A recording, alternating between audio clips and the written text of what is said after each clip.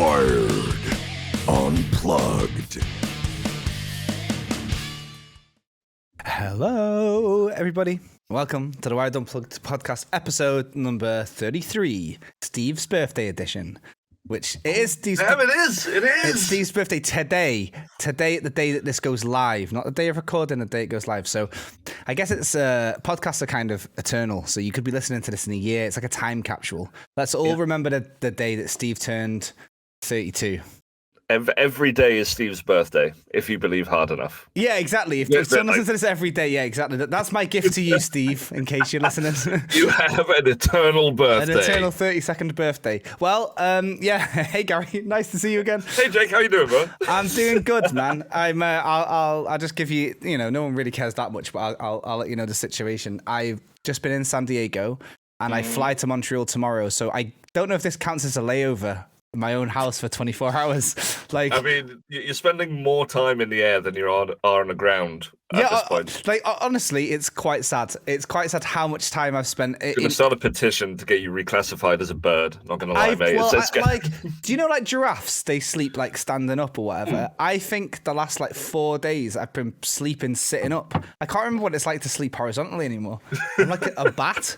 Anyway, yeah. So yeah, I came home just to do this podcast and to repack my stuff. That's actually true. So yeah, look, I'm here, and there's been some news actually. It's been a bit weird because I've been in the eye of the streamer storm. I've been at Twitchcon San Diego, and we'll talk about that a little bit later. Because actually, from your point of view, Wired headquarters, there's been some news that you've seen on Twitter about it and stuff like that. Yeah, Twitch has had in various forms quite a bit of news over the past week.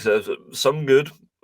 Some not so good, but varying levels of Twitch seeping into the news. Obviously, that you'll cover once we get to the steal from Google. But I'm going to apologize to the folks at home, actually, and to you at the top of the show here, because it's going to look like I'm a bit distracted this episode. And I would like to say that the reason I keep looking down is because I've got like a cute animal or something like that beside me. But for those of you that are old ass crusty millennials like myself, which is a hell of a sentence. Yeah. You might have also been caught by the news early this week that Blink 182 have reformed. Tom DeLonge is back in the fold, and they've announced a world tour. Which I'm a little bit sad because the folks over in the US are getting the tour dates well early. They're getting them in March next year, whereas they're not coming to London. They're not coming here until October. It's literally a year away. So I'm currently sat in a queue for pre-sale to maybe get tickets for something that is a year away. And you know what? Tom's probably going to leave the band by the time it rolls around again anyway. So who knows? But I've got to take this shot. Yeah. So. Yeah. I'm anxiously watching my queue number go down at the start of the show. I'll keep you all filled in as we go along. All right. Yeah. That sounds good. Well, last week, I was in a queue to buy my girlfriend Arctic Monkeys tickets, which was... Were you successful? I was successful, actually. Yeah, I didn't feel very successful when I saw the price of the tickets for Arctic Monkeys, for fuck's sake. But it was a success. And also, I'm like a veteran at Overwatch 2 queues because those things, we'll talk more about that later. This is going to be like therapy for me. But look, there's a lot of internal Wired news, and there's been some exciting news. Actually, the first thing that I did when I got in and checked my Twitter feed was there was a nice announcement and a nice merging of worlds between, well, do you know what? Yeah, should we just... Let's do the propaganda segment. Let's do it.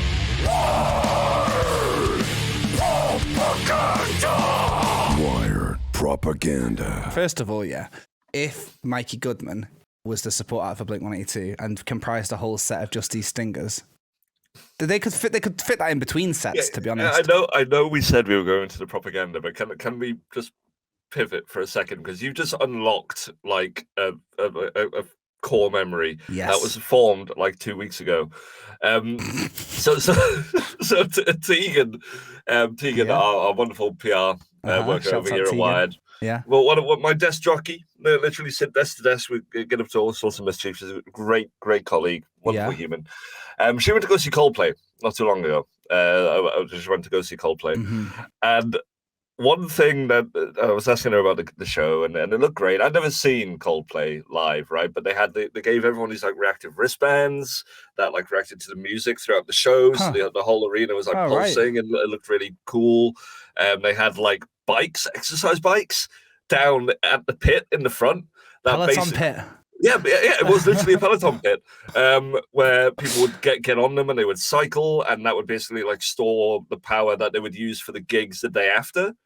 So people could volunteer to go on there and like it was like some big eco-friendly. Yeah, is this real? You're describing a dream. It's real. Wait, the fever dream ain't even started yet. And then they had like these panels put under the ground in the pit where people's like just general jumping kinetic energy was also doing the same. It was a weird thing. There was a lot of weird moving parts to this Coldplay gig, but you know, it sounds like Fall Guys. It really does.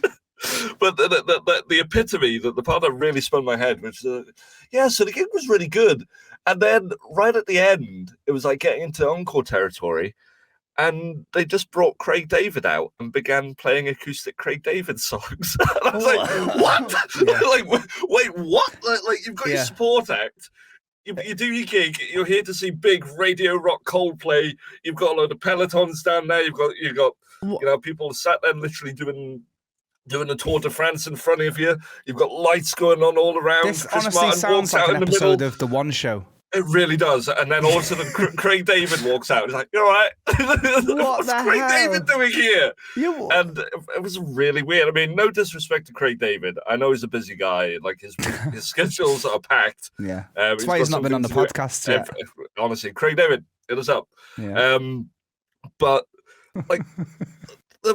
I don't know. It's just seems so odd, weird. Doesn't It really does. But even more so was apparently the day after. Obviously, gigs they normally do 2 or 3 nights in a row at a location, etc. The day after, Tegan said she felt a bit left out because they did a similar thing at the end, but they brought out Alan Partridge. This is not real. I'm not. Who are they going to bring on the next? Mr. Motivator. Oh, dude, right? Just bringing random people out. Mystic Meg just pops out. That would be good. I see Craig David in your future. Tegan would have been surprised if that had happened. And for the young people that don't know who either Alan Partridge, Mr. Motivator, or Mystic Meg are, just don't worry about it, all right? Just don't worry. Just nod and smile. Nod and smile. Anyway, sorry. You mentioned supporting gigs and all of that chaos just came flooding back to me. No, that was a good. I don't know. That should have been its own sort of. We should have like a tangent jingle thing. But now let's get back. In fact, I'll tell you what. We'll do a little factory reset. I'll just redo the jingle. How about that? All right, there we go. I'll get us back on track.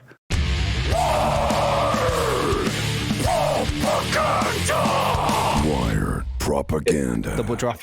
If you promise to play that jingle every time we go off the rails, I'm going to be the happiest man alive. Anyway, we have got a lot going on in the world of Wired this week. I guess we should again kick off. It's Steve's birthday today. Happy birthday, Steve! You don't look a day over 25. Young spry chicken. Anyone that knows or any of our socials will have seen his face plastered across absolutely anything. Yeah. We need to get him back on here at some point, I think. Well, I think you're overdue, Steve. You can share a little bit of ancient wisdom now that he's a year older. Yeah. Year older, way wiser, and hopefully not working too hard today. So have a good one, Steve. Have a really nice weekend. I hope you do something that you enjoy, like listening to some like prog rock band that no one's heard of on vinyl. It is 100% sat there right now with a glass of brandy in hand. Watching Mega Man speed runs while listening to a vinyl. Hopefully in some comfy shorts or something. Man. Oh yeah, by a pipe, by a fire with a pipe. I can see it. Nice one, Steve. Happy birthday. Enjoy it, mate. But while we're in the wheelhouse of talking about the Wired community team, we should also address we grew this week. We got a new member. We got a new hire.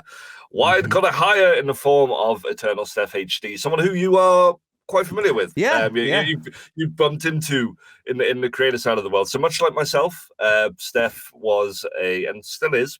You can catch Curtis, do a little thing, link a little thing. Throw a clip up from her Twitch or something.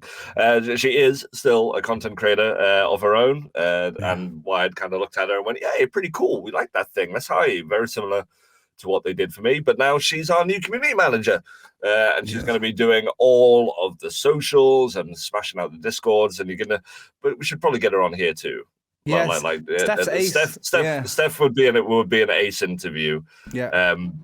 So how have you bumped into Steph? Because you were kind of familiar with her when the announcement came out. You were like, oh, you got Steph? Like, yeah, I know Steph for a while. I actually known Steph from There was this thing called Mixer. Oh, no. No, there was this thing called Mixer, and when Mixer was popular, I actually used to like watch it, you know. And like so, for those who don't know, like my day job and whatever, I just kind of work with streamers and whatnot, and I really liked Mixer. I don't know why. I do know why. It's because it was quite good.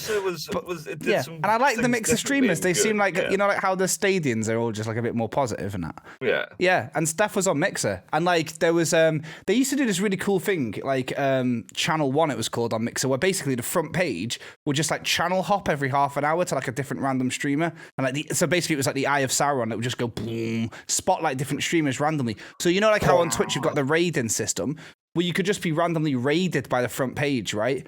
And I remember just being on Mixer one day, and then Steph was on there, and I think she was talking about pizza, which is very on brand now that I know a lot more. You know. And then since then, I don't know, bumped into her at a couple of EGXs, and I always try and find time whenever like we're at EGX because it's very busy when you're at one of those things, as you know. But I always like try and make time to see Steph, and she does like loads of like cool unboxing stuff on Twitter, and then when she moved over to Twitch, like I'll start checking out her stuff. And again, like she does loads. She's actually got like a really nice setup, loads of cool stuff in the background.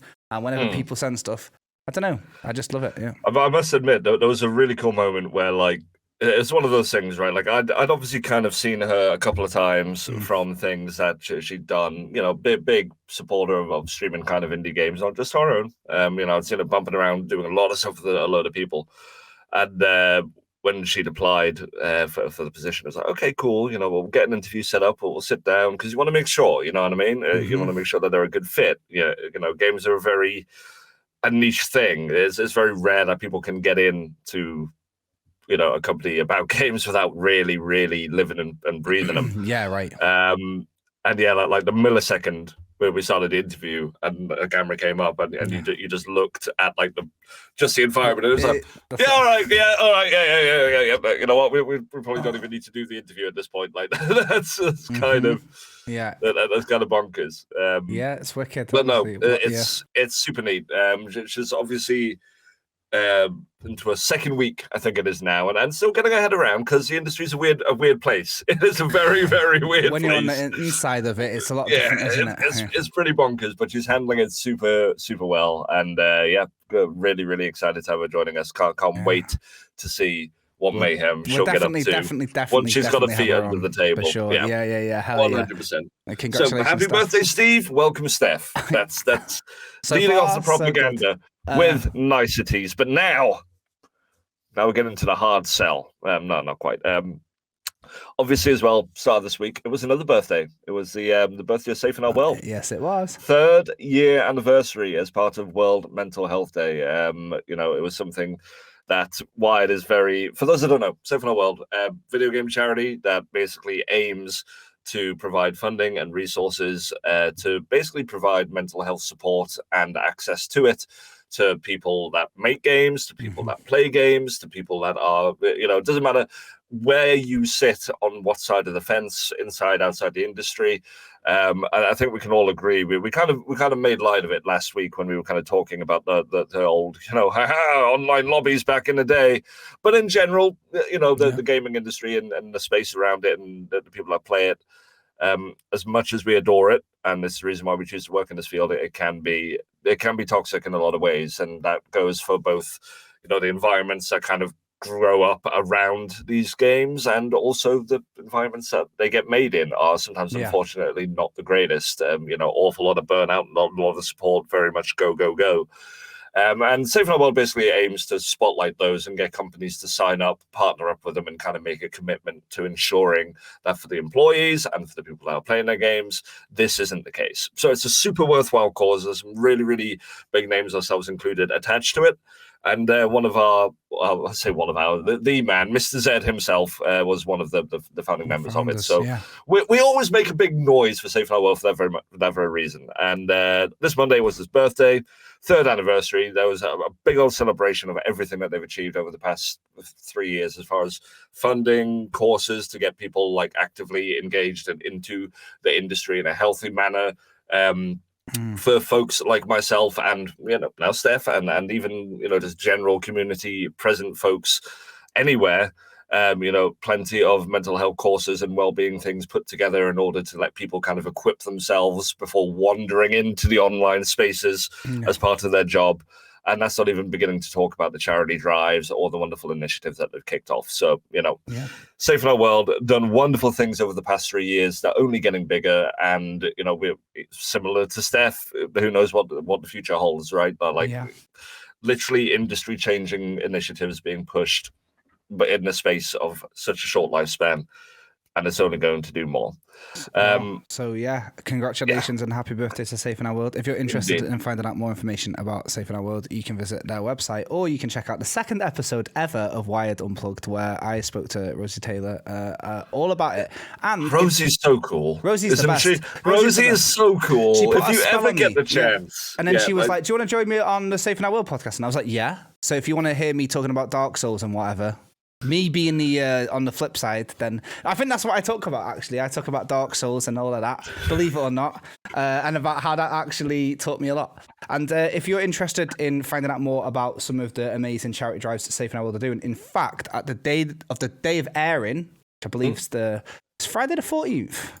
It is, isn't it? Yeah. So today, the 14th, all the way through until Monday the 16th, actually, Safe in Our World's latest charity drive is the Press Pause Tiltify campaign, which is running from 14th to the 16th. So if you're interested in checking out some of 15 streamers that are taking part in this World Mental Health Anniversary Day, and it's all tied into this big celebration and things like that, then you can do so by finding them on safeinourworld.org or going on Twitter, Safe in Our World. There you go. Mate, nailed it. And just because it wouldn't be propaganda without trying to sell you something, but for a very good cause, we're just going to take this moment. We're going to stop what you're doing. You're going to go pause. Unless you're in a queue to blink. Unless you're in a queue to blink. I'm still waiting. I'm a little annoyed, actually. Midway through you talking about Steph, it came up, and then my tickets became available, and then it lost them in the thing of processing, so I'm searching again. So Gary. Queuing to queue. I'm working on it, mate. I'm not a veteran at queuing like you. I'm still finding my feet. But we are going to take a second and just once again point out that as part of supporting Safe in Our World, the recently released Arcade Paradise charity EP from Black Razor Records was put out, released into the wild, music video, lyric video, lead track from the critically acclaimed video game Arcade Paradise, in which all of the proceeds from Bandcamp sales are going directly to Safe in Our World. But even if you don't want to spend money, you can still help Safe in Our World with visibility by going to any platform of your choice. We're talking to Spotify's, we're talking to iTunes, we're talking to YouTube's. You can go wherever you listen to your music, look for Igor and the Horde Arcade Paradise, and you can just click on that link and then go listen to it and stream it a couple times and share it with your friends. And if you do, go spend a couple of bucks on Bandcamp. If you really want to directly help fund an amazing video game charity, go do that. Okay, you can do it. You can support it for free. You can support it with paid. It all helps with giving Safe in Our World just a little bit more visibility. And it's their birthday. Come on. It's their birthday. You owe it them. It's actually really nice. In case you weren't at the Arcade Paradise launch, you can now see the Ivor and the Horde performance of Arcade Paradise live on YouTube, by the way. It was recently added. It was. So there's going to be a little bit of noise about that. Obviously, the actual live performance of that during the launch event. God, that was like 2 months ago.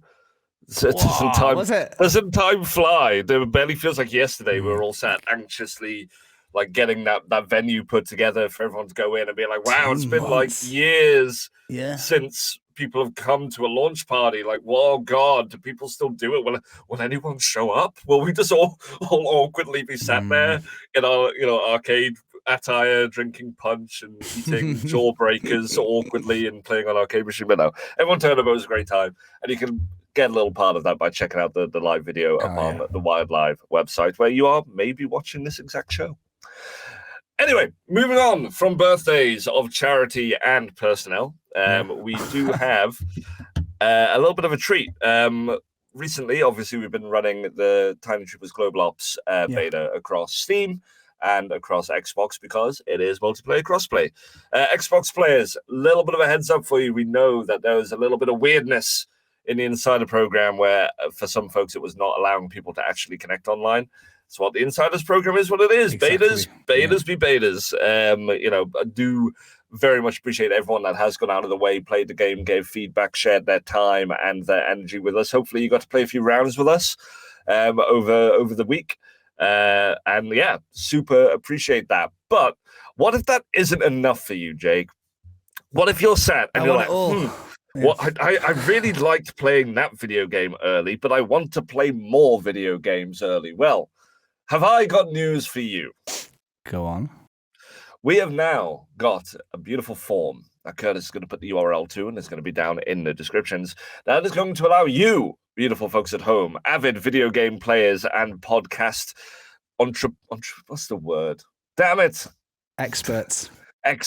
Connoisseurs, that's the one. Thank you. See, you read my mind. Podcast connoisseurs, you can sign up to basically go, I would like to be told immediately when the next early access or early play version of this game is available.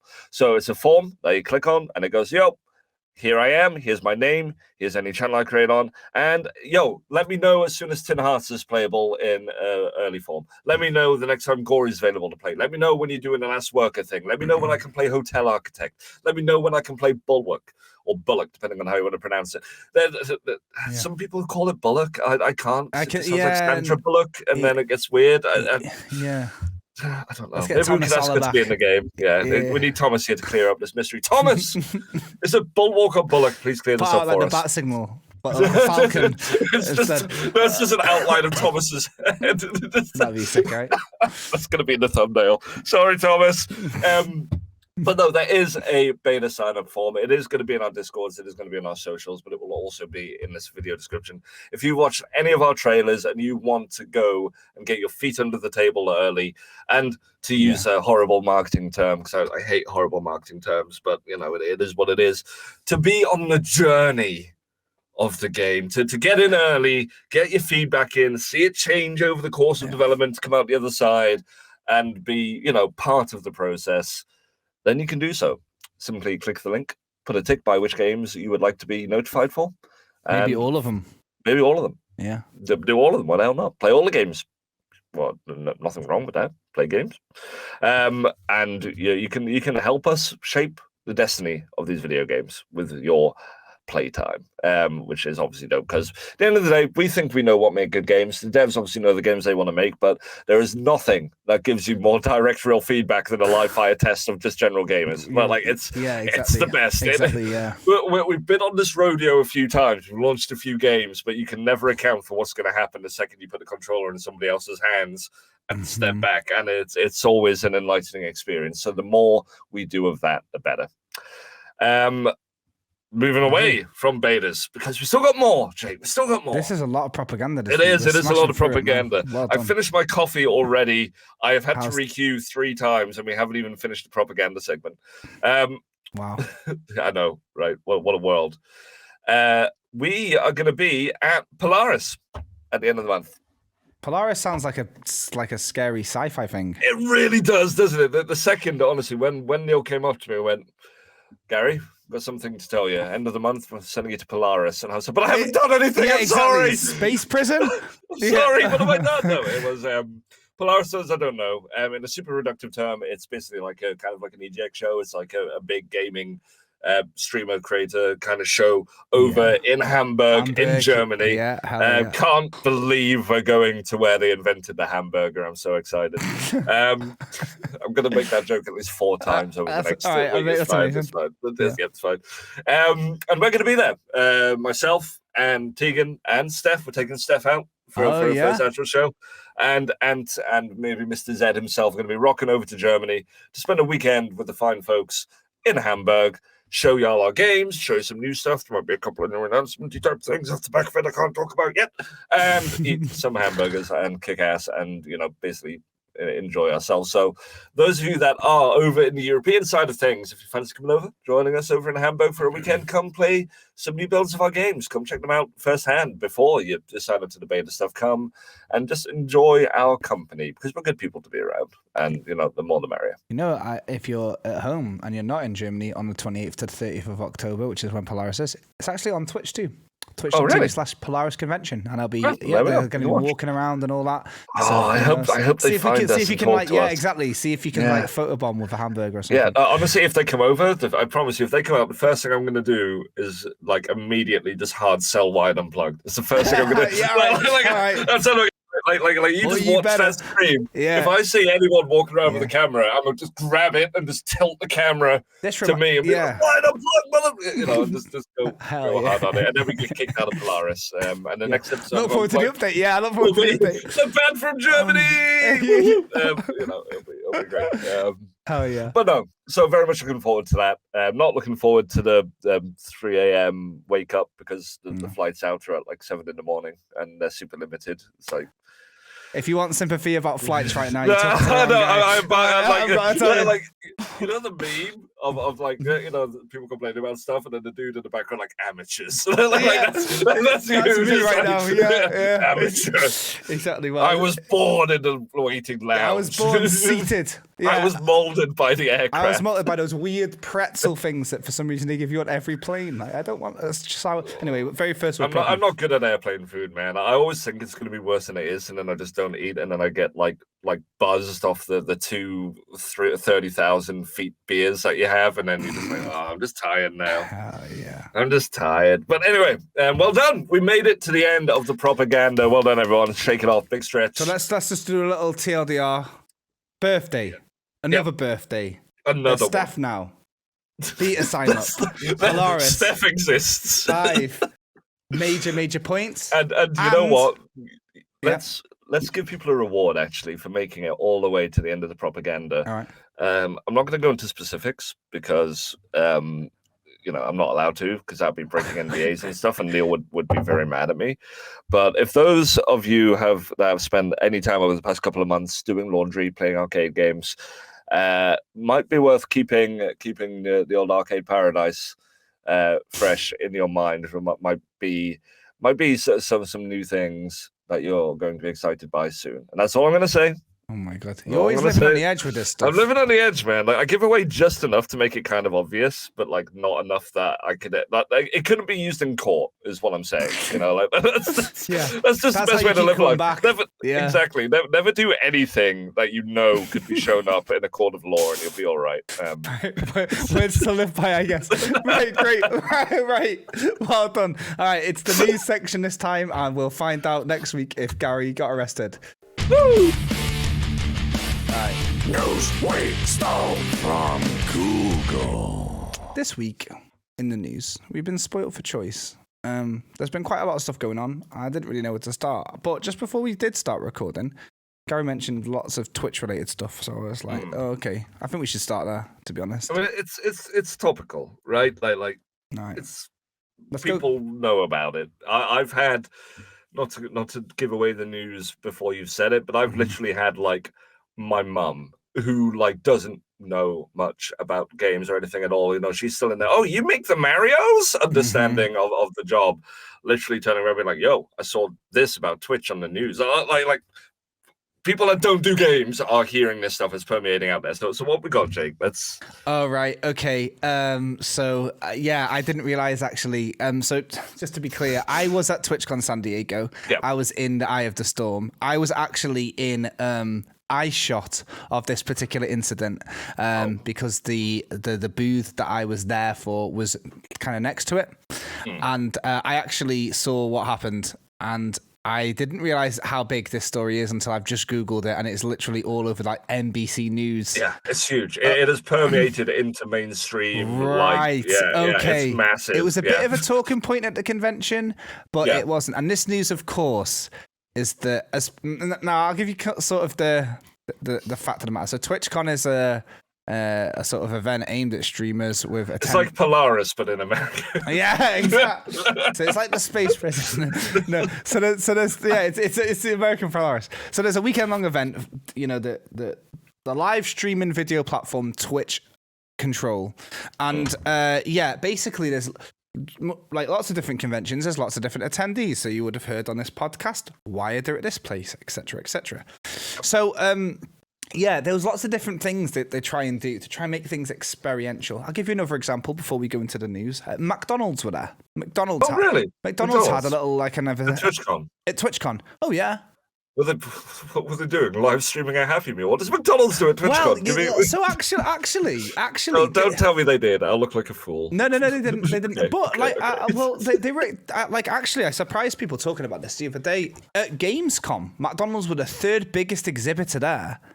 Can you remember on the consumer hall, McDonald's? And I thought that's really clever because everyone likes chicken nuggets, right? So people are going to go. But they didn't have chicken nuggets. Do you know what they did? They had an escape room themed around one of those, like, do you know the like the kids' birthday parties that you used to be able to have? Oh, right, yeah. They had a light, and so McDonald's had a collaboration with really, really popular Stream Click and Stream Team Offline TV.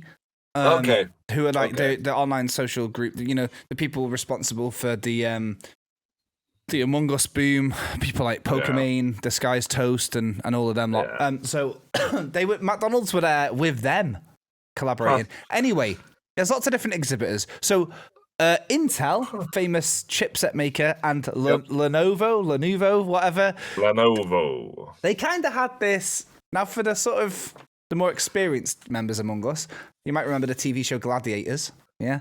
I don't know if there's like a younger version of Gladiators, maybe like Ninja Warrior or something, or Takeshi's Castle or whatever. I don't know. Yeah, that's probably the closest touch point is, you know, game show where contestants got up and got physical with professional athletes that were as hell and kind of would wrestle each other through obstacles to do stuff. Basically. Exactly. So anyway, as part of this TwitchCon thing, all these different exhibitors with the different things, of course, the endemic brands had games there, and then McDonald's had T-shirts. Well, Lenovo and Intel had this weird thing where you could like battle against each other by standing on these, you know, one of two platforms suspended over a foam pit, and then you used like this kind of, I don't know, how do you describe it? Like a little noodle. Noodle. Yeah, the noodle thing. Yeah, and so the platforms, they weren't high. They were really not that high. They were like 3 or 4 feet from the ground.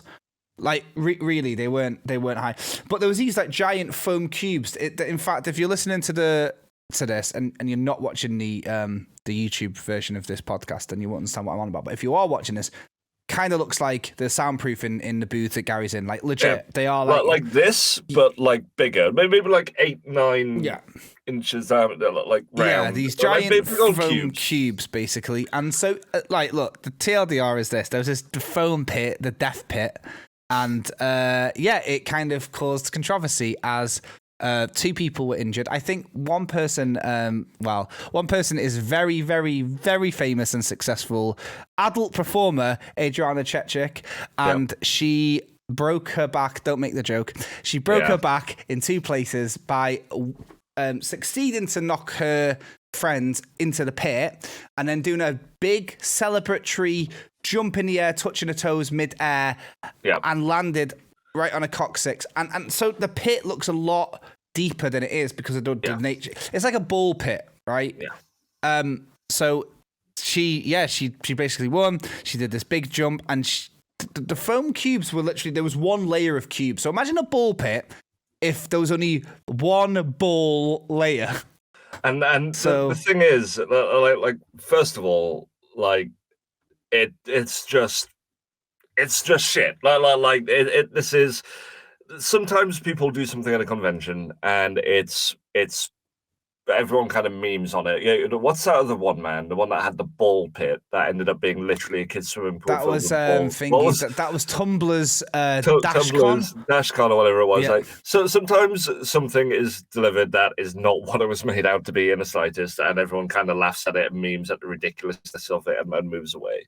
Mm-hmm. But like this, there's, you know, the people running the stall literally will have had very little say in the setup of this. So, there's probably isn't the folks that are literally taking the brunt of complaints or anything. So they're just told, hey, turn up, go man this booth, go do the thing.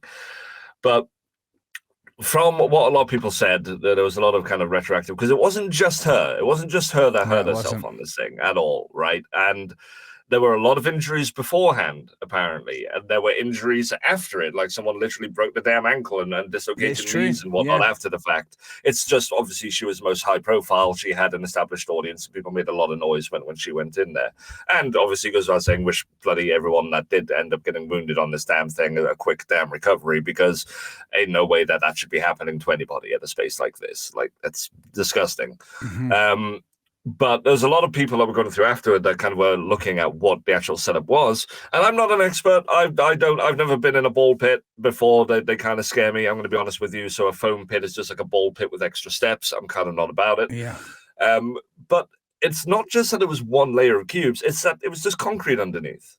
That's true. It was just concrete underneath. It was just a concrete floor with like a layer of this over it, which that's just... No, like, people were literally like, usually when these pits are set up, they're like 9 layers deep of whatever your padding is, and then there's a trampoline floor underneath that's meant to take the thing.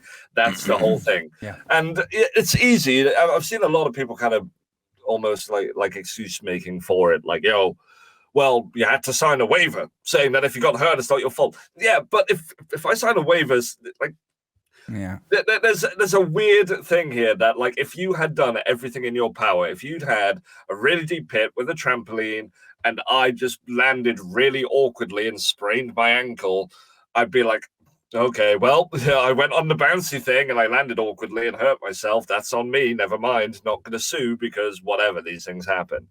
But if you sign this waiver and it means that we don't, whatever happens, by the way, reinforced concrete under a thin layer of sheets, like that's a little more shady. And I don't know, it's a really awkward situation. Like, at the end of the day, the decision made to really half-ass that pit, right? Like, I think that's the thing, because so the floor, I actually can confirm, because I actually put my hand in the pit and felt, by the way. So it genuinely was. So essentially, it wasn't like it was like concrete, but it was just like the floor of the con. Do you know what I mean? Yeah, so like, they went into the space. Exactly. And so there wasn't like a cut. Like others, like, the booth that I was on had a nice carpet, for example. So it wasn't even, Check out Jake with this carpet. Look at my carpet. I also like to confirm that nobody broke their back there. But no, the truth is, that it was like, they must have hired like a little, like a sandbag wall thing and then that. But so, and interesting to see how it develops or whatever. And like I say, and I mean, look, maybe it's a wider conversation about how non-gaming brands have presence at these gaming events and they're just looking for something to do. I just kind of mentioned that McDonald's have had a presence at the big events this year, including an escape room. So Intel having a presence there, and instead of like, showing off their best chipsets and their best graphics cards or processors and having a hardware stand, they decided to do something completely unorthodox, which ended at what cost? Like, what was the point? Like, and like, the thing is, though, the double-edged sword of it is, it's like not many people know that is Lenovo and Intel, because it's nothing to do. It's not a very Lenovo or Intel thing, is it? It's a bit more like a Ninja Warrior style thing. So what's that got to do with any? So, and the kind of even worse thing in a way is that they're blaming, them being the internet at large, are kind of saying it's Twitch. Twitch are getting the blame for that. And really, I'm not that I'm defending Twitch, but I'm just saying it's multiple points of failure. It is what it is. I mean, to jump on the earlier point there, the people kind of live and die by the gimmicks now at these kind of things. It's really not enough to just turn up and go, yep, check out our games. Like, everyone loves a mascot. Everyone loves something that they can actually get engaged and involved with.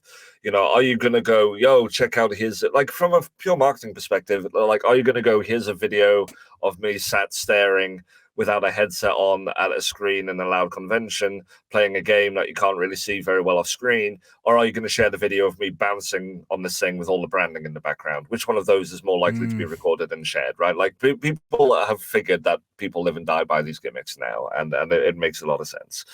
And I've seen, even within that, like you pointed out, these non-gaming specific things having presences. I mean, it was, God, what was it, EGX? I forget. One of the last conferences that I went to, IKEA was there, and they literally just had like recreated a gaming room out of like specific furniture, and went, yo, this stuff's aimed at gamers. And I said, but it's really not, is it? Like, this is just your catalog stapled in a weird gaming setup. But now people are looking at IKEA and a gaming thing. So people are jostling for that space. Like, you know, the gaming, one of the recurring things or themes over these episodes is just how much more widespread gaming as a culture and as a hobby is now amongst, and even outside of gaming, you know, markets are looking at it going, fuck, we need to appeal to the gamers, right? Like, how the hell do we get those gamer bucks? So yeah, okay, Lenovo's probably got a little bit more of an easier in than IKEA for being relevant at a Twitch event, but yeah, I mean, this is, like you say, it's multiple points of failure. It's someone designing something, and we've designed these things. Like I say, I don't know if you've ever been on, but whenever we go to events, there is a long process that goes around putting a booth together, putting a space together. You've got to organize your dimensions. You've got to organize your materials. You've got to organize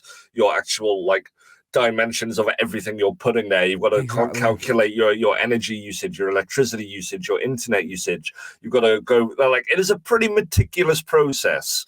And at some point, someone will have looked at this design for a pit and went, make it like an inch deep, I don't know, just floor underneath, throw a couple of cubes in it, call it a day. Wow. And no one turned around and went, should be more than that. And yeah, okay, Twitch shouldn't be held accountable 100% for Lenovo not doing due diligence on their design, but at the same point, it does kind of fall on them, or at least the owners of the venue that were holding it, to look at that and go, yeah, Lenovo, you sure about this? We're looking at your thing, and it don't look right.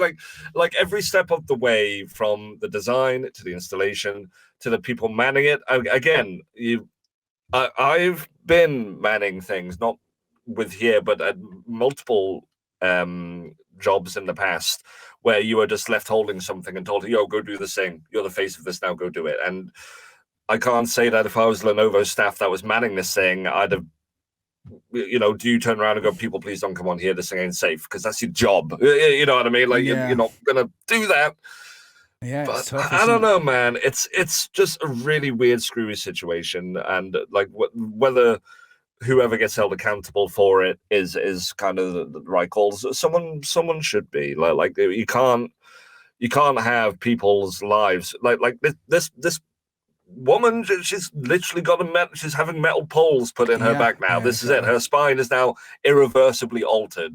Yeah, because someone half-assed a safety install of something which should have been fun. And like, whatever your opinion is of what, you know, people just get exposure for doing stuff and whatever, they shouldn't have jumped in the first place, because it would, like, you know, if you go to an event and you're told, hey, dive into a pit, and hey, here's this pit, you dive into it, and you're a creator, you're going to dive into the pit regardless of what waivers you sign. Exactly. But you know, people have got hurt, and people are now like life-changing, irreversibly altered because someone didn't do due diligence, and that's not how it should be. Like, cons and expos are great places. You can have amazing memories there.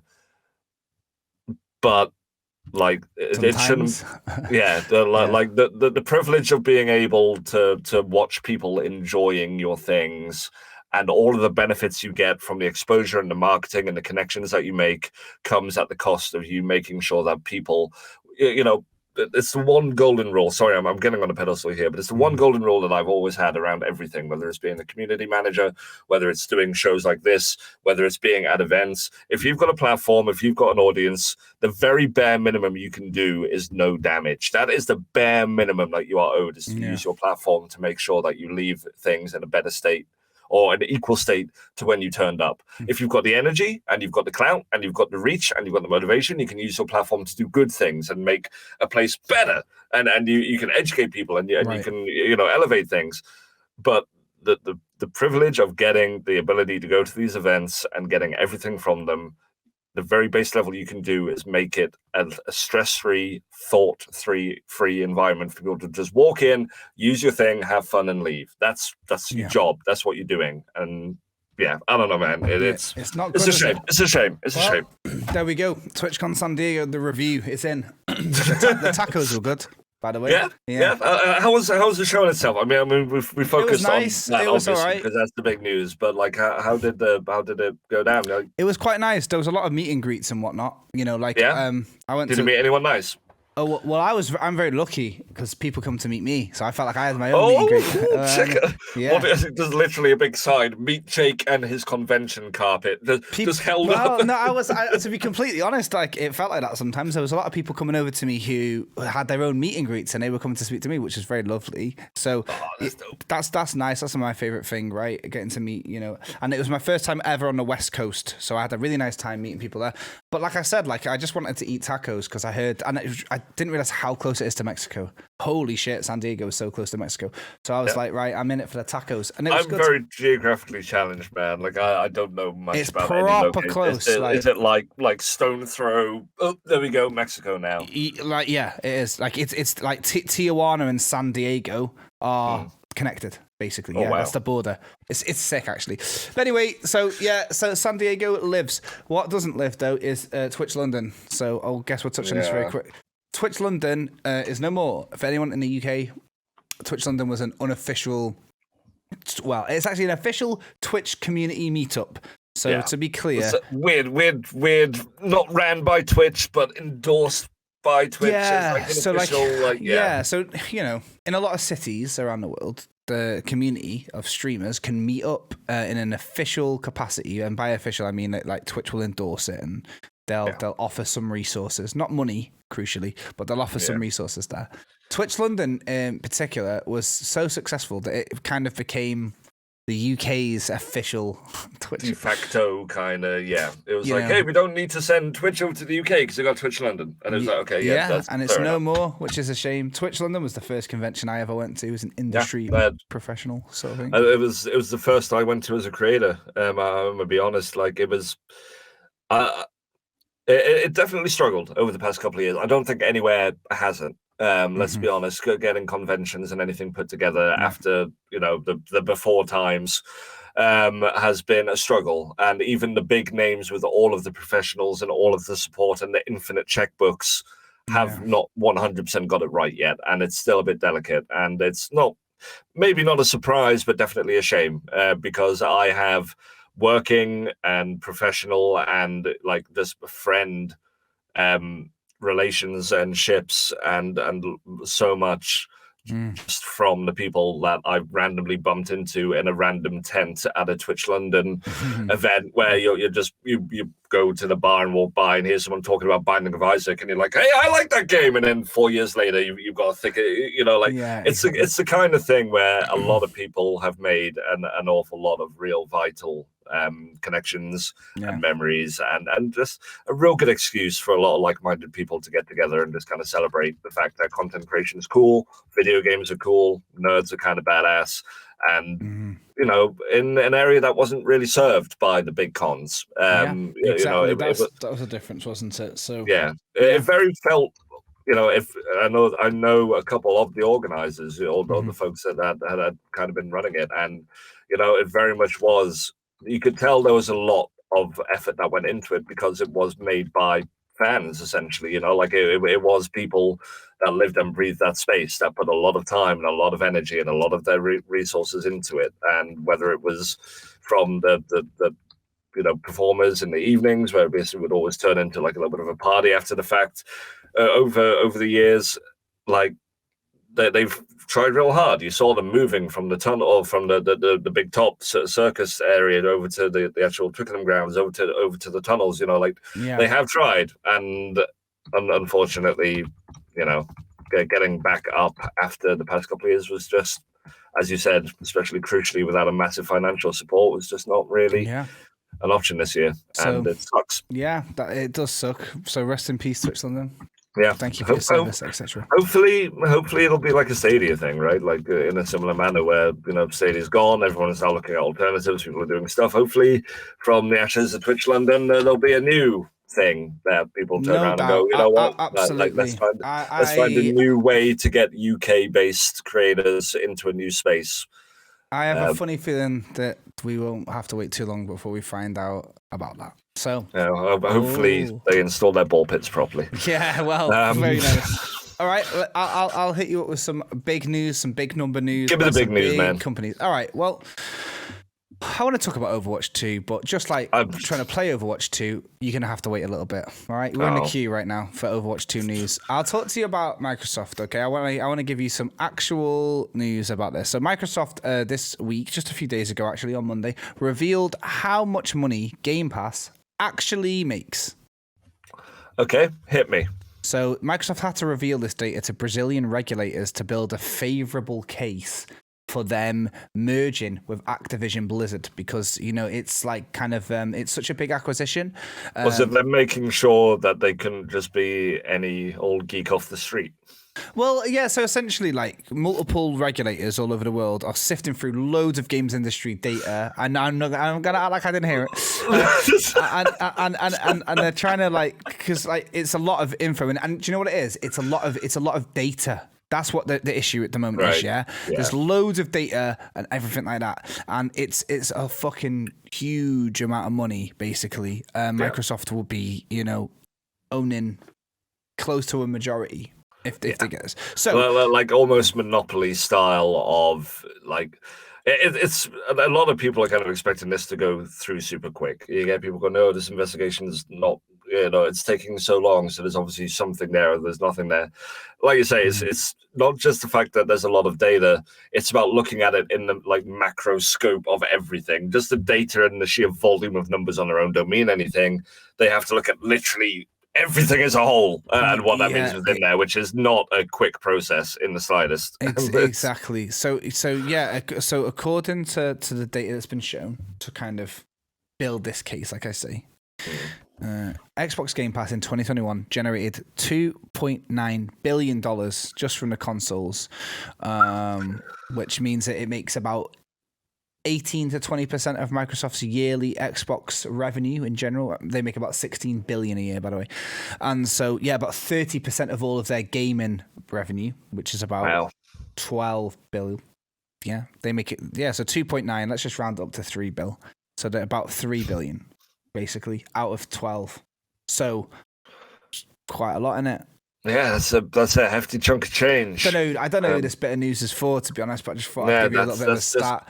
I just thought it'd be interesting because it's people like numbers, man. People like stats. People like numbers. People like knowing. It's kind of a weird thing because there was obviously that weird almost price hike. If you remember, was that last year? Yeah, it was. Yeah. Then it was. Well, and I know a lot of people around that point were kind of speculating, like, oh, that means that they must not be doing so well, or blah blah blah. But I mean, if just where it's at the moment, they are generating almost a quarter of their revenue through it, gaming side, like that's bonkers. It's crazy for a service that is only really just coming into its own in the past year or two. Like if you look at what the live and gold and silver and what that weird amorphous online presence that Microsoft had over the early stages of Xbox was.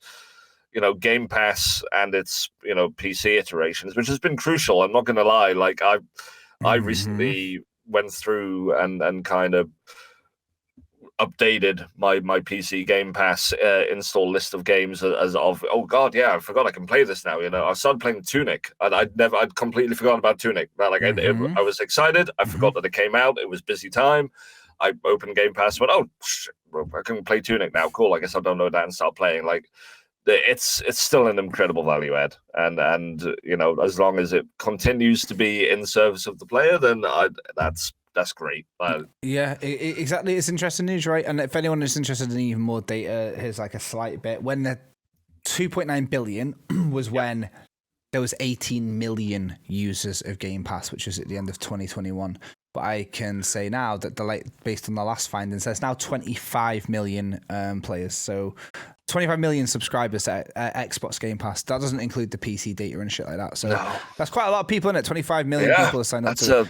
And a lot of users. I wanted to tie that into a little bit more news that I found this week, which is about how it can sometimes affect games that aren't necessarily doing so well without the Game Pass deal, and maybe some of the good. So there's this game called Chivalry, right? Mm-hmm. It's like this little hack and slashy game. I say little hack and slashy game. Yes, it's got an audience. It certainly does have an audience. It's like a first person slasher where you're in a medieval kind of, you're just slashing people's limbs off, basically. It's like it's a PvP game. You can actually slash people's limbs off, like that Monty Python sketch, It's like gory, but replace unicorns with other people and replace the cat with a knight and set it in like a janky European medieval setting, and that's basically it. Yeah, it doesn't have a hoverboard though. And it's no, there is no hoverboard actually. So take that, Chivalry. There's future updates.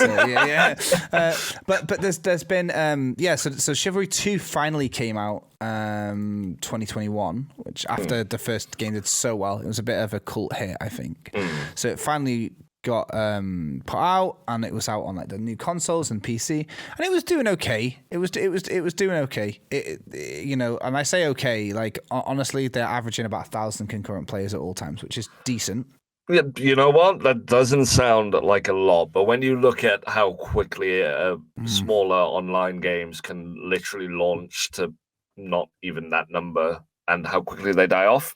All right, we'll take a here we go. So the peak of all players that were ever on Chivalry 2 was like on launch day, 16,000 people checked it out on launch day. And now there's about 1,000 people at any one time. Anyway, it came to Game Pass, and oh my God, it has gone crazy on there. They had over 500,000 new players install it on the first day. Yeah, and then they had the numbers went from 16,000 all time, to something like 78,000. So it's crazy how much it can. Bonkers. Yeah, exactly. So and the devs and the publishers, they're talking about that very excitedly. Of course. So because some people wonder, don't they? We've spoken about this a little bit closer with specifically some Wired titles and stuff on Game Pass. And it's one of those weird. I mean, obviously. We can't drop hardcore numbers here because deals be deals, although they do somewhat exist out there, and that, like you say, in a more macro form. But Game Pass deals wouldn't get done if they weren't beneficial to the developers. That's what it comes down to. A lot of people go, oh, they're just buying it to keep it off of the platforms. No. A lot of the time it'll be, hey, your game looks neat. You know what? We think a lot of people would like it. Yeah. Here's X amount of money. Developers will look at that and go, is this worth the sales that I'm going to lose in that time because it's going for free? And 9 times out of 10, yeah, it is. 9 times out of 10, it definitely is. Exactly. Or even if it isn't a sales thing, like you say, especially for an online title, discoverability is everything. That you it might turn out that you and your 4 buddies really fucking enjoy the hell out of medieval first-person combat, but you would never know that unless you all simultaneously decided to take the plunge to buy an online-focused multiplayer game with a small community based on something they had no idea of. That's a big ask. Especially, we've touched on a couple of times. Cost of living ain't great. People don't have a lot of expendable income. It's a big ask to turn around and go, developers, I think you should be paid the full amount for the game that you have made, because that is your love and that is your craft and that is your man hours. But also, this is a Hail Mary and we've got no idea if we're going to like it. And Game Pass kind of removes that barrier. And it turns out like you and your 4 buddies do really like it. And then that becomes your weekend game. That becomes your group game. And that's... There's a lot of reasons why games don't go onto subscription services. Sometimes it's because it doesn't make business sense. But 9 times out of 10, if a deal has been made for something like that, it's because it serves the devs. And you know what? Yeah, good knowledge, yeah. I am 100% in favor of Microsoft allowing devs to take that burden off, right? Like, okay, you know what? We don't need to stress about this now because we got that bag, and now we just need to sit there and be reactive to the outcome of this appearing on there, and hopefully increase the longevity of their projects. Like, you know what? Yeah, good on them. Exactly. Good on them. So good. So there we go. That's a bit of Microsoft news. Got time for 2 more, I think. We're approaching 1 hour. But I know we went on a massive tangent. I'll give you this one as quick as possible. Go. A nice little hors d'oeuvre. Okay, Gary, I think you joined me on the first time that you joined me on a podcast. You showed me the Steam Deck. Yeah, I can't remember if it was on air or we weren't allowed to show it just yet. I think we weren't allowed to show it at that point. I think I showed it to you off air. Yes, but yeah. And so now I own one as well, and I love it. By the way, it's how I've been on about all this traveling. Woe is me, blah blah blah. My life is so hard, blah blah blah. And you mentioned binding of Isaac earlier. Binding of Isaac on a Steam Deck has got me through all my traveling. However, good luck to everyone trying to get one until now. Valve have now announced that the Steam Deck is available without a reservation. You can just literally buy one now and then you just get it shipped to you, just like buying anything normally. So there we go. Just wanted to mention that for anyone who hasn't. Who didn't know. Can I super tangent? Because I saw something really funny about the Steam Deck. Go on. Get it. So Valve have also put out a load of really good informational videos about the Steam Deck. I actually really like their presentation of marketing. I know what you're going to say. You know where I'm going with this. So they put a video out explaining a lot of the usage and the features, etc., for early adopters. And in this video, there was obviously screenshots of the UI and the presentation and how to use it and navigate through it all, etc. And in one of these shots in the video, there's a very interesting. I want to say game, but let's call it an app. There's a very interesting app shown in the Steam Deck that they were showing, wasn't there? Yeah, we can say it. Right? What was it? Yeah, it was a Nintendo Switch emulator. Yeah, it was an well, not name it because obviously we don't want a thing, but yeah, there was a thumbnail for in a Valve published video, official, showing the Steam Deck, an app that is literally only used to emulate the Nintendo Switch, which is. I don't know. That's a choice. I mean, emulation is a weird thing, isn't it? You get the people that like it going, "Hey, it's not illegal. It's technically totally fine until you make it illegal," which is like going, "Well, a knife's totally fine until you stick it in someone." Yeah, doesn't mean I'm going to be happy about a guy walking around holding it.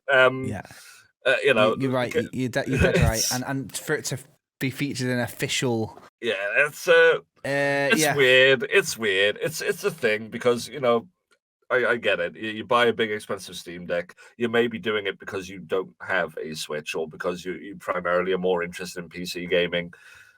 There's obviously going to be a large portion of people that are going to be using it for emulation. It's the first thing anyone does. Even last week, we didn't even touch on the fact that the PS5 had been jailbroken. Like people have been able to sideload their own stuff on there now. People have been doing that since before time, back on the PS3 with getting weird workarounds with Yellow Dog Linux installs. Back on, people do this stuff. It's not a surprise. But seeing it officially showed in a thing that's weird. That doesn't happen. That doesn't happen. It's a great meme, and shout out to Valve for that. And if you want to live that fantasy, you now can by buying a Steam Deck instantly. So there we go. All right then, one last one. Right, hit me. Overwatch 2, innit? We were talking about it last week. Listen, let me tell you something. You have promised us an Overwatch update, so give us. I'm actually quite sick at Overwatch. I got banned from a game. Right, I got banned twice. Was it because of your name? Yeah, did I tell you what my name was? You did. You told me what your name was. So was it? I can't say it, can I? I don't think. Well, my username is now Handgun. No, Daddy was my Call of Duty name. But I don't think I can actually say what my Overwatch name was. It wasn't bad. It wasn't like bad. No, you're not making yourself sound any better here, dude. Remember what I said? All right, I'll just tell you what it was. I'll tell you what it was. It was Girl Dick, and I got banned because that was all it was. However, it's now. What is wrong with you? I don't know. Your name's okay. All right, it's my username on Overwatch. Anyone wants to play with me? It's just Handgun now. Okay. Nice, simple one. One for the Americans. So I played a couple of games before. I got banned because I was playing it on Discord, and my girlfriend, I have got a girlfriend, watched me play it, which sounds suspicious, like I don't have a girlfriend, but I do have a girlfriend. And I typed to chat, my girlfriend says I'm really good at Overwatch, and they kicked me from the game. So my Overwatch stories are really not good, are they, so far? I know, it's true. I know. Can I just tell you? Was it a chat filter thing? Was it? I don't know. I think they just didn't like me. Oh. But whatever. Anyway, so look, I'm playing a healer as well. I'm not being like horrible. I'm not being a piece of shit. I'm playing Moira. Yeah, I had a really good time. I played 4 games and I did I think I did quite well. I was having a nice time.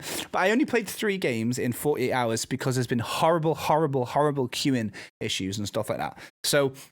Yeah, and I guess the thing we should just touch on, I don't have that much to say about it, to be honest, because I think it's been updated and stuff now. But there was an issue where, to try and crack down on so many people spamming and queuing and setting up bot accounts, there was phone verification set up. Activision Blizzard had set up phone verification, which I guess they just basically, in my opinion, this is not a fact, this is just my opinion. I'm assuming that they have implemented some software or maybe some non-gaming brand has offered a solution to this to curb the the swarm of players, and Blizzard just said yeah. So it got to a point where, for anyone who doesn't know what I'm on about, you had to verify your phone number on your Blizzard account to play Overwatch to prove that you're a real person. However, there's all sorts of issues here because in a lot of countries, not the UK actually, but in a lot of other countries like the States, big ones like, Sweden and shit, they had to be telephone numbers attached to a mobile phone contract. So there's all sorts of issues there. Let's not talk about. Not everyone has one. Not everyone has one, simply put. So, you maybe if you're listening to this in a position of privilege, you're like, who doesn't have a phone contract? Well, okay, I understand. But straight up, first of all, for a lot of people, you have to be 18 to have a phone contract. What about kids? The game's a 13 plus, isn't it? So what about every kid? Basically, what about every other kid? Yeah, every kid. People who use prepaid phones. Yeah. There's people who, stuff like that. Not everyone's situation is equal, and I did see some blowback from this where people were going, hey, well, if you can't afford a real fucking phone contract, then you shouldn't be playing video games. And Overwatch 2 is free. First of all, I mean, that was going to be the second point. Oh shit, sorry. Yeah, no, that's fair, but we'll move that into first of all, like it's a free game, so fuck off with that. Yeah, exactly. But second of all, and this is just from a global perspective. I'm on a soapbox mood today. I'm sorry, but just screw this narrative in general that people that don't have a lot of income just aren't allowed to enjoy stuff. You know what? We don't have a lot of time in the world, and as the world gets on, it's actively getting crazier with viruses and illnesses and wars, and we're either going to all die out because people don't know how to fucking look after each other, or going to get blown up because people are trying to do mad land grabs and committing war crimes because of it. This really is a soapbox, Gary. It really is. It really is. But life is fucking stressful and miserable in a lot of ways. Yeah. And while all of this big global stuff is going on, people are just turning up, doing their 9-to-5s and going home. And then they've got all the personal stuff to worry about. And that is if you are lucky. If you're not lucky, you have all of that, except you don't have income, or you maybe aren't in an affluent area, or because you weren't born in the right place with the right people, you don't win that lottery of being able to turn around and drop 80 quid a month on a fucking phone contract and not have to worry about it. Not everyone is given the same opportunities. And just because of that, doesn't mean that you shouldn't be able to turn around and go, you know what, I want to enjoy something. Yeah. You know what, you want to buy a pack of smokes, get a pack of fucking smoke. You want to play a video game, play a fucking video game. Yeah. People shouldn't be sassed for having a nice TV just because you don't have money. I mean, obviously there's priorities and whatever, but still. Yeah. I don't know. It really rubbed me that. I absolutely hate that mentality of, well, if you're too poor to get a real phone and you're not allowed to enjoy shit, get out of here. That ain't a real thing. Yeah, exactly. Get out of here. Enjoy life while you bloody can. Jesus Christ. Well, anyway, I'd like to enjoy Overwatch, but I can't at the moment because the queues are too big. And that's kind of it. I want to let you know that launch went quite well, I guess. For people who seem to have got in, seem to be having a nice time. I've heard good things, man. Like I've not played it yet myself, but I've seen a lot of people. Thank you for your condolences. I was queued up for about 3 hours, and then Gary had tweeted me saying, I'm thinking about Jake. So there's 4 of us from 4 of my friends and me play Overwatch. We were trying to play Overwatch. Bonnie, Dorsha, Steph, and Michael. You could call them BDSM for short if you want. So me and Team BDSM, we were gonna get in and play Overwatch 2, but only one of us, Michael, could get in. So I was just having to sort of sit and watch Michael play DPS like via Discord. And then when I got in, it was like 8 in the morning because I woke up early just to jump on. Oh, man. You were in those hours. You were in that waking up to play before school mentality. I'm here for it. Hell yeah. Exactly. Yeah. So I woke up, I had a couple of games. And do you know what? Yeah, it is quite fun. But the thing is, you need to remember that like I didn't really play much Overwatch 1, so I don't really think my opinion really matters. I might just really like Overwatch 1. But there we go. That's the Overwatch update. I'll keep it short. And let me just I want to end on one thing. Yeah. One thing is just what I want to end on. Right. Today, and I'm not going to do it, but I want to let you guys know that today I woke up to Google because my phone just like force feeds news down my throat, and apparently I only have 5 interests, and one of them is Silent Hill. It gave me a big Silent Hill news update that I'm not even going to tell you about. We literally almost made it. No, we did. We were going to. I just want to let you know that we're going to. I want to let you know I could. I'm like Bane with my hand on that guy's neck. I could do it, but I'm not. But what? I'm practicing restraint. Oh, I'm proud of you. There you go. So thank you very much. I'd like to say a big thanks, Gary. I hope we get these Blink-182 tickets sorted. Thank you for joining us, everybody. I'm still waiting, man. It's still queuing. It's bonkers. I'm surprised. This is Overwatch 2 simulator. Can you give me, just before we go, can we sign off? Can you give me your best Tom DeLonge impression? Hang on a minute. Which one is Tom DeLonge? Is he the really like? Yeah, that's the one. Yeah, that's my impression of him. Is that it? Yeah, that's it. I can't do a vocal fry. I've only been in California for a week. I was about to say, like, you've literally just come from like where this would have been all over you, right? Yeah, exactly. There's that accent, man. Well, feel free, everyone at home. Give us your best Tom DeLonge impression. Yeah, maybe if you all do it at the same time. Yeah, maybe do a happy birthday, Steve. Yes, that's good. Yeah, maybe good, right? If we can wish Steve happy birthday in a Tom DeLonge voice as a collective, like happy birthday. That's good. You practiced this before. I have done, man. It's been like literally 20 years of just screaming, "Where are you?" And that's all I can do. That's it. Like, I can't actually be Tom. Well, no danger of me replacing him yet. Well, you might need to. Yeah, if he leaves, that's how you get in. My tickets go and say, I'm in there. Yeah, that's you're in.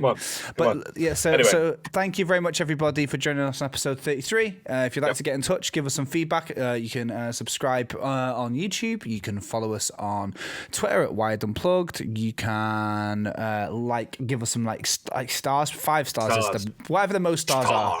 Give us the most stars. Nemesis reference. Very good. Yes, that was very good. Just, give us some love wherever you are, and let us know what you've been up to. And if it's something exciting, we'll shout you out in a podcast. Engagement. Yeah. Give it to us. Because people can be nice to us sometimes. Like on the Wired Unplugged Twitter account, there's sometimes people will send pictures of like themselves watching on the telly and that, and we see it and we like it and we shout it out. So give us some love and attention, and we'll reciprocate it tenfold or whatever. I don't know. As above, so below. Right, thank you very much, everybody, and we'll see you next week. Thank you, Gary. Good luck on the tickets, mate, and goodbye.